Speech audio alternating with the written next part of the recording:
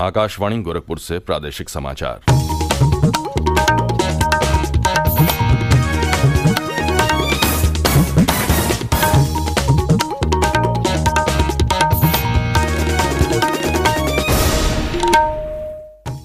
नमस्कार, समाचार बुलेटिन के साथ मैं विकास राय।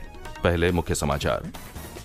मुख्यमंत्री योगी आदित्यनाथ ने प्रदेश में शिक्षकों की भर्ती के लिए उत्तर प्रदेश शिक्षा सेवा चयन आयोग के गठन का दिया निर्देश।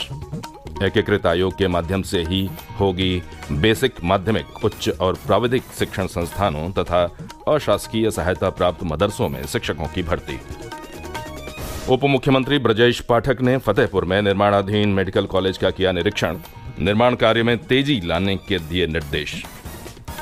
आईआईटी कानपुर में आज से 2 दिवसीय युवा 20 परामर्श बैठक का होगा आयोजन और वाराणसी का विश्व प्रसिद्ध 7 दिवसीय संकट मोचन संगीत समारोह 10 अप्रैल से होगा शुरू।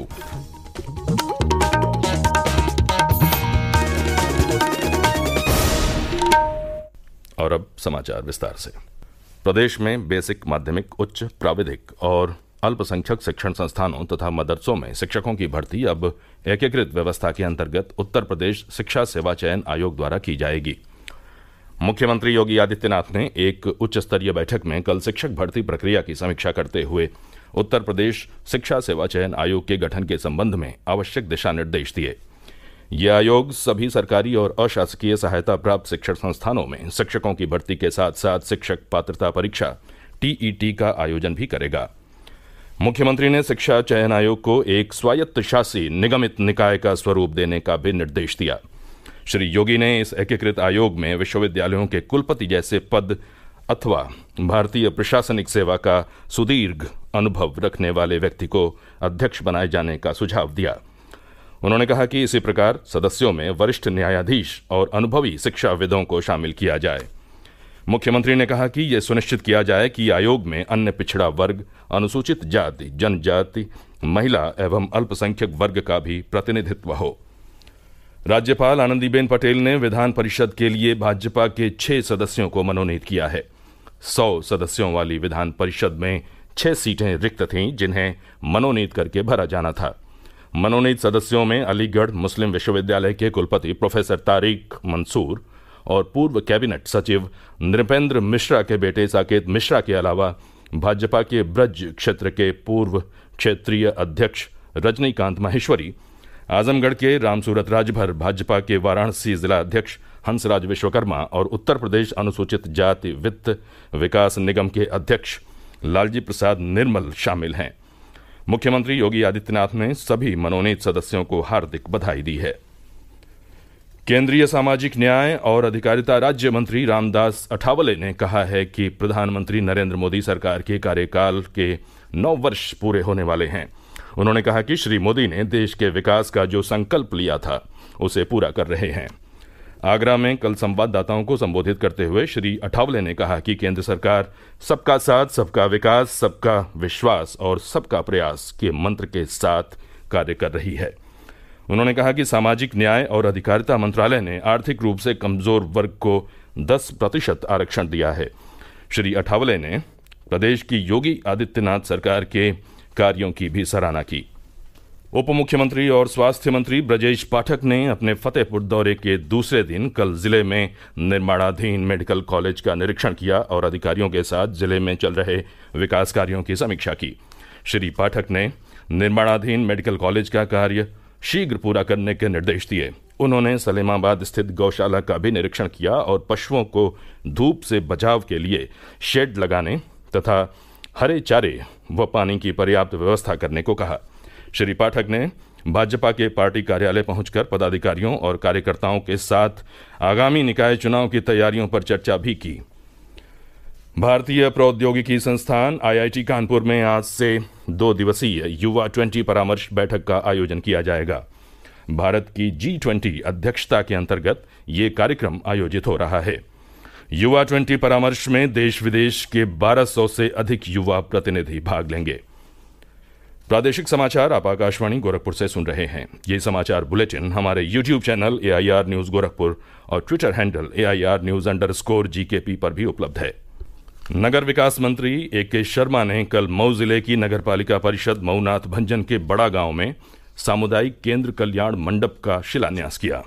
सामुदायिक केंद्र के निर्माण पर 8 करोड़ रुपए की लागत आएगी। अपने संबोधन में श्री शर्मा ने कहा कि प्रदेश में अब तक 241 नगर निकायों का विस्तारीकरण और नवसृजन किया जा चुका है। उन्होंने कहा कि विस्तारित और नवसृजित नगर निकायों के विकास के लिए 600 करोड़ रुपए की व्यवस्था की गई है। उन्होंने कहा कि निकायों में विकास कार्य होने के बाद स्थानीय लोगों को नगरीय सुविधाएं उपलब्ध होंगी। आइए अब सुनते हैं आकाशवाणी के लोकप्रिय कार्यक्रम प्रधानमंत्री की मन की बात पर आधारित विशेष श्रृंखला। आज की कड़ी का विषय है अंतर्राष्ट्रीय संस्कृति में भगवान राम। लोक आवाज और सीधा संवाद, यानी आपके हम सबके मन की बात। जी हाँ, ऐसे ही करोड़ों लोगों से जुड़ जाते हैं हमारे प्रधानमंत्री हर महीने मन की बात प्रोग्राम के साथ। आकाशवाणी पर ये सिलसिला अप्रैल में 100वीं कड़ी के साथ जारी रहेगा। इस विशेष मौके पर मन की बात कार्यक्रम से प्रधानमंत्री के चुनिंदा संबोधनों को फिर प्रस्तुत किया जा रहा है। इस विशेष कार्यक्रम की 42वीं कड़ी में प्रस्तुत है मन की बात का वो अंश जिसमें प्रधानमंत्री ने कूटनीति की दुनिया में राम नाम के प्रभाव की चर्चा की है। राम और कृष्ण हमारे संस्कृति पुरुष ही नहीं हैं, बल्कि ये भारत के सांस्कृतिक दूत भी हैं। दुनिया के कई देशों की सभ्यता और संस्कृति अगर प्रभावित है तो उसका एक बड़ा कारण राम की कथा भी है। 25 मार्च 2018 को प्रसारित मन की बात कार्यक्रम में प्रधानमंत्री ने आसियान देशों के सम्मेलन के बहाने राम नाम की सांस्कृतिक कूटनीति के महत्व पर यूं प्रकाश डाला। पूज्य बापू के जीवन में राम नाम की शक्ति कितनी थी, वो हमने उनके जीवन में हर पल देखा है। पिछले दिनों 26 जनवरी को जब आसियान देशों के सभी महानुभाव यहाँ थे तो वो अपने साथ कल्चरल ट्रूप लेकर के आए थे और बड़े गर्व की बात है उसमें से अधिकतम देश रामायण को ही हमारे सामने प्रस्तुत कर रहे थे। यानी राम और रामायण न सिर्फ भारत में लेकिन विश्व के इस भूभाग में आसियान कंट्रीज में आज भी उतने ही प्रेरणा और प्रभाव पैदा कर रहे हैं।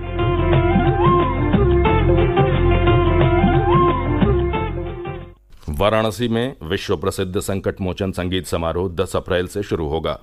7 दिनों तक चलने वाले संगीत समारोह में देश भर के प्रख्यात संगीतज्ञ और कलाकार अपनी प्रस्तुतियां देंगे। संकट मोचन फाउंडेशन के महंत विशंभरनाथ मिश्रा ने बताया कि इस वर्ष भी देश भर के ख्यातिलब्ध कलाकारों को संगीत समारोह में आमंत्रित किया गया है। इसके अलावा 7 से 9 अप्रैल तक रामायण सम्मेलन का भी आयोजन किया जाएगा, जिसमें प्रखर वक्ता भाग लेंगे। मुख्य सचिव दुर्गाशंकर मिश्र ने कल कानपुर में वन नेशन वन कार्ड की तर्ज पर कानपुर मेट्रो का national common mobility card launch किया। Go smart national common mobility card से कानपुर मेट्रो में स्मार्ट कार्ड धारकों को हर यात्रा पर 10% की छूट मिलेगी। मुख्य सचिव ने मोती झील मेट्रो स्टेशन से IIT कानपुर स्टेशन तक मेट्रो से यात्रा भी की। उन्होंने अधिकारियों के साथ विकास कार्यों की समीक्षा की और कानपुर स्मार्ट सिटी के सबसे बड़े प्रोजेक्ट आधुनिक कन्वेंशन सेंटर चुन्नीगंज सहित केस्को के कंट्रोल सेंटर का स्थलीय निरीक्षण किया।